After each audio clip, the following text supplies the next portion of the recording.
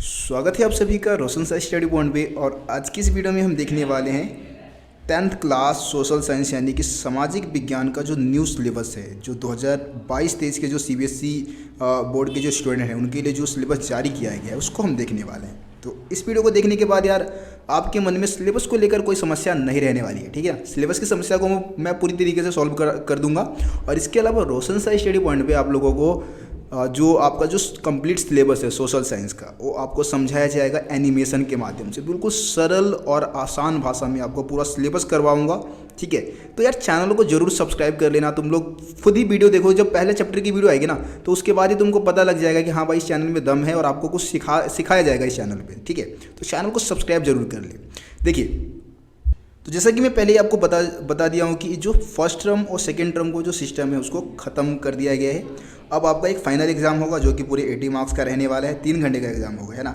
4 book है, ठीक है। पहले आप क्या करें, सबसे पहले बुक को देख लें, क्योंकि बहुत सारे बच्चे अभी बुक खरीदने जाएंगी और उनको पता ही नहीं है कि भाई कौन सा बुक है। आपका जो सोशल साइंस में 4 बुक है वो कौन से बुक है, ठीक है। तो आपको पता है कि भाई रोशन साइंस स्टडी पॉइंट में हिंदी मीडियम में ही आपको सारा कंटेंट प्रोवाइड कराया जाएगा। जो भी वीडियोज़ बनाई जाएगी वो हिंदी मीडियम के छात्रों के लिए रहने वाला है, ठीक है। देखिए, सबसे पहले आपका जो इतिहास का जो बुक है ना उसका नाम क्या है देख ले।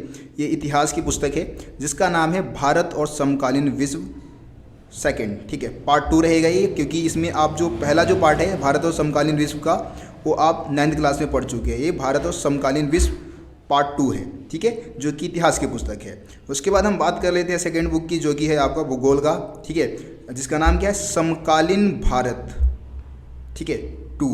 तो ये जो है ये कौन से सब्जेक्ट की बुक है, ये भूगोल की यानी कि ज्योग्राफी की, ठीक है।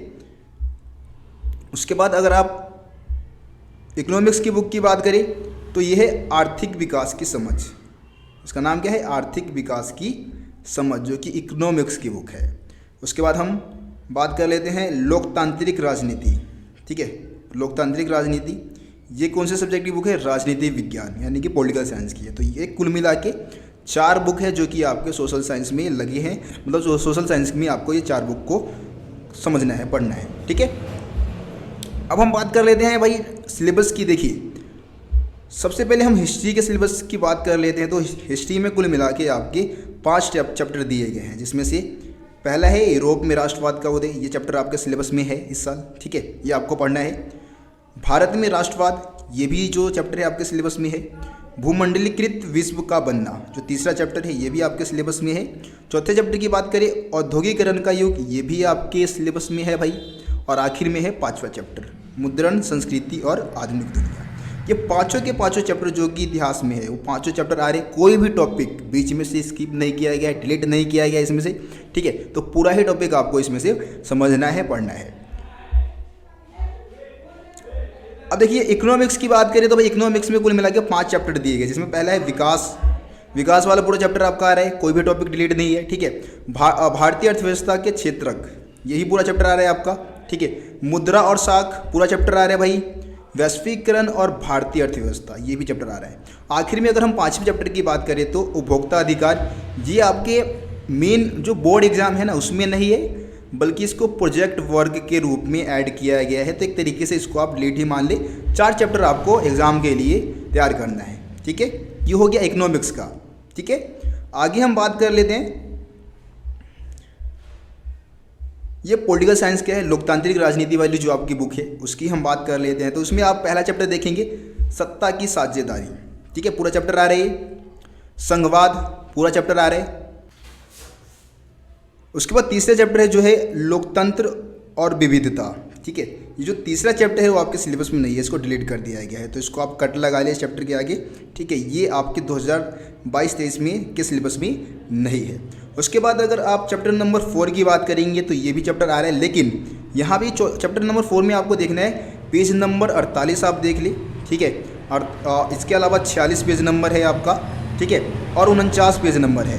ये 3 पेज नंबर पे कुछ कार्टून दिए गए हैं या कुछ चित्र दिए गए हैं। वो चित्र को यहाँ से क्या कर दिया गया, इस चैप्टर से डिलीट कर दिया गया। तो बस चित्र हटाया गया, कोई टॉपिक नहीं हटाया गया, सिर्फ चित्र को हटाया गया है आपके चौथे चैप्टर से, ठीक है। उसके बाद हम बात करें 5वें चैप्टर की, तो भाई 5वां चैप्टर भी आपके सिलेबस में नहीं है। यानी कि इसमें से 2 चैप्टर अभी हम देखें, तीसरा चैप्टर और 5वां चैप्टर वो डिलीट कर दिया गया है। इसके अलावा 6ठा चैप्टर आपका राजनीति दल वाला पूरा आ रहा है, ठीक है। उसके बाद 7वां चैप्टर है लोकतंत्र के परिणाम, ये भी पूरा चैप्टर आ रहा है। और इसके अलावा हम बात करें 8वें चैप्टर का, तो भाई 8वां चैप्टर भी आपके सिलेबस में नहीं है। यानी कि अगर आप कुल मिला के देखें तो लोकतांत्रिक राजनीति वाली जो बुक है ना, उससे 3 चैप्टर को डिलीट किया गया है। तीसरे को हटा दिया, ठीक है, 5वें को हटा दिया और 8वें को हटा दिया। ये 3 चैप्टर डिलीट है। इसके अलावा अगर आप चैप्टर नंबर 4 में जाएंगे तो पेज नंबर 46, 48 और 49 से चित्र को हटाया गया है, ठीक है। तो यहाँ पे कोई समस्या नहीं होगा। अब हम अपने आखिरी बुक की बात कर लेते हैं। हम भूगोल में जो सिलेबस डिलीट किया गया है उसकी हम बात कर लेते हैं। तो अगर हम भूगोल की अगर सिलेबस की बात करें, ठीक है, तो इसमें आपका जो 7 के 7 चैप्टर है, ठीक है, पूरे 7 के 7 चैप्टर आपके सिलेबस में ऐड किए गए हैं, एक भी चैप्टर डिलीट नहीं है। ये बात आप समझ गए, ठीक है। लेकिन यहाँ पे आपको समझना है क्या कि कुछ चैप्टर ऐसे हैं ना जिसमें से बीच में से टॉपिक को हटा दिया गया है, तो उसी चीज़ को आपको समझना होगा कि भाई बीच में से कौन से टॉपिक डिलीट किए गए हैं, उसको समझना बहुत जरूरी है। बहुत सारे यूट्यूब पे आपको वीडियो मिल जाएगा जिन्होंने कुछ गलत सलत भी बता दिया है, लेकिन मैं आपको बिल्कुल सही टॉपिक बताने वाला हूँ। जो भी आपके चैप्टर के अंदर से जो टॉपिक डिलीट किए गए हैं उसको बिल्कुल सही तरीके से बताऊँगा, समझाऊँगा, ठीक है। आपको NCERT का पेज भी दिखाऊंगा कि कौन से पेज पे आपको टॉपिक मिलेगा जो डिलीट किए गए हैं, ठीक है। तो देखिए, इसमें से आप संसाधन एवं विकास वाले चैप्टर की बात करें तो जो टॉपिक इसमें से हटाए गए हम उसको देख लेते हैं। सबसे पहले देखिए, संसाधन एवं विकास जो आपका ये जो चैप्टर है, इसमें से जो टॉपिक डिलीट किया गया है वो आखिरी में आपको एक बॉक्स नजर आएगा, ठीक है। ये बॉक्स आप देख रहे हैं, ठीक है, इस बॉक्स को हटाया गया है। ये बॉक्स क्या है आपके सिलेबस में नहीं आ रहा है, इसको डिलीट कर दिया गया है। भारत के पर्यावरण की दशा, ठीक है। उसके बाद हम बात करेंगे चैप्टर नंबर, अगर कृषि की बात करें, जो कृषि वाला जो चैप्टर है उसमें से जो टॉपिक हटाया गया उसकी हम बात करें तो आप यहाँ पे देखेंगे वैश्वीकरण का कृषि पर प्रभाव, ठीक है। ये टॉपिक क्या कर दिया गया है, डिलीट कर दिया गया है कृषि वाले चैप्टर से। तो वहाँ पे आप जाके NCERT बुक अगर आपके पास है तो ज़रूर निशान लगा लें, ठीक है। उसके बाद हम देखते हैं अगले चैप्टर की बात कर लेते हैं, विनिर्माण उद्योग। विनिर्माण उद्योग से जो टॉपिक हटाया गया है उसकी हम बात कर लेते हैं। देखिए, इसमें से एक तो लोहा तथा इस्पात उद्योग वाला जो टॉपिक है उसको हटा दिया गया है, और एक सीमेंट उद्योग दिखा देता हूँ मैं आपको। सीमेंट उद्योग, ठीक है, ये हाँ नीचे दिया गया है। ये सीमेंट उद्योग भी आपके सिलेबस में नहीं है, इसको भी डिलीट कर दिया गया है। तो ये ऐसा टॉपिक है जो कि ज्योग्राफी, जो भूगोल वाला जो आपका बुक है ना भूगोल का, उसमें से सारे टॉपिक डिलीट किए गए हैं चैप्टर के बीच में से। तो मेरे ख्याल से भाई आप अगर इस वीडियो को देख चुके हैं तो सिलेबस को लेकर तो यार कोई समस्या आपकी होगी नहीं। जो भी आपके चैप्टर डिलीट किए गए थे वो मैंने आपको बता दिया है, जो भी टॉपिक डिलीट किए गए हैं वो भी मैंने आपको बता दिया है।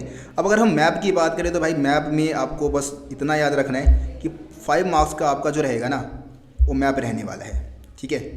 5 नंबर का मैप आएगा, जिसमें से 2 नंबर का जो दो मैप रहेगा वो हिस्ट्री से रहेगा, ठीक है। कौन से सब्जेक्ट से होगा, हिस्ट्री यानी कि इतिहास से रहेगा।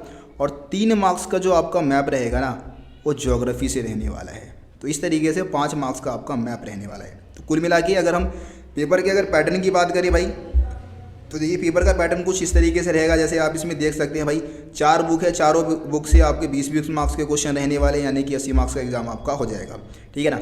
जिसमें से आपकी 75 मार्क्स के तो क्वेश्चन रहेंगे, 5 मार्क्स का आपका मैप रहने वाला है। और इसके अलावा 20 नंबर का आपका क्या रहेगा, जो वाइवा वगैरह आपका होना है, मतलब प्रोजेक्ट वर्क जो रहेगा उसमें आपको फाइल बना के देना होगा, आपका वाइवा होगा, उसके भी यहाँ पे आपको 20 नंबर दिए जाएंगे। इस तरीके से कुल 100 मार्क्स का आपका ये सोशल साइंस सब्जेक्ट हो रहेगा, ठीक है। तो आप अगर मेरे चैनल पर रहेंगे, अगर सोशल साइंस की वीडियो को लगातार देखने रहेंगे, तो मैं गारंटी के साथ कह सकता हूँ कि आप 90+ स्कोर तो जरूर करेंगे। बहुत सारे बच्चे जो होंगे ना वो रेगुलर अगर मेरी वीडियोस को देखेंगे तो 90+ तो स्कोर आराम से आएगा, ठीक है ना। तो मिल के तैयारी करेंगे यार, जम के मेहनत करेंगे, और फिर मिलते हैं आप लोगों से फिर अगली वीडियो में। तब तक के लिए जय हिंद, जय भारत।